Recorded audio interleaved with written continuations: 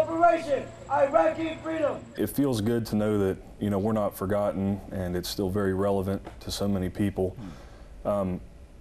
Columbus, Ohio, and many places around Ohio and the nation have been so good to us since the second we got home from that bus ride down Hamilton Road in 2005, obviously until the present.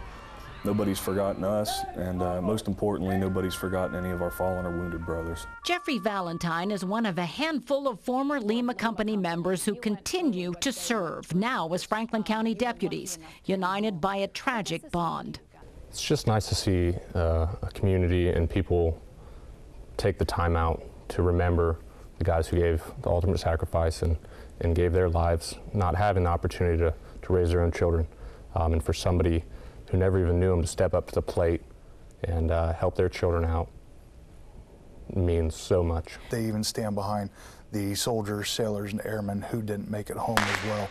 I mean, the outreach is just phenomenal.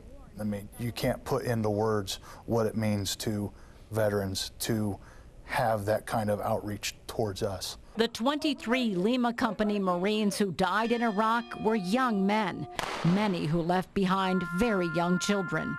Devitt was killed on August 3rd, 2005, and he had a 7-week-old son that he did not get to see. So some of what they're doing is for children just like your nephew. Is that comforting?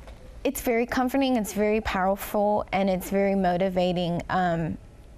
Even when you get down and depressed, knowing like there's things like this going on, it's just one of the reasons you keep going. Kristen can't run 100 miles, but she'll take part in one of the 23 relay teams, walking in memory of her brother.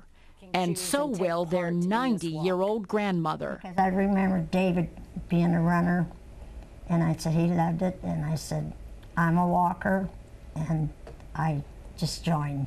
And all along that 100-mile course, they will see Bob Durga, the father of Dustin Durga, the very first member of Lima Company to die in battle.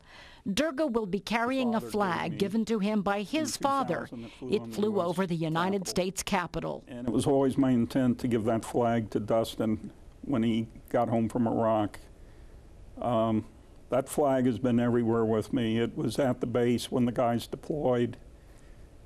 It was at Dustin's funeral. It was at the ceremony at the IX Center in Cleveland when we lost all the guys on August 3rd. It's been to the White House, and it even traveled all the way back to Iraq. Dustin believed in that flag, and it's important that we never forget what that flag's about. Durga says if Dustin were still here, he too would be running for the children of Lima Company. And the children that are being left behind, I mean, it's eventually going to come down to their legacy. Lima Company is their legacy, and they're going to carry on the names of those Marines who didn't come home.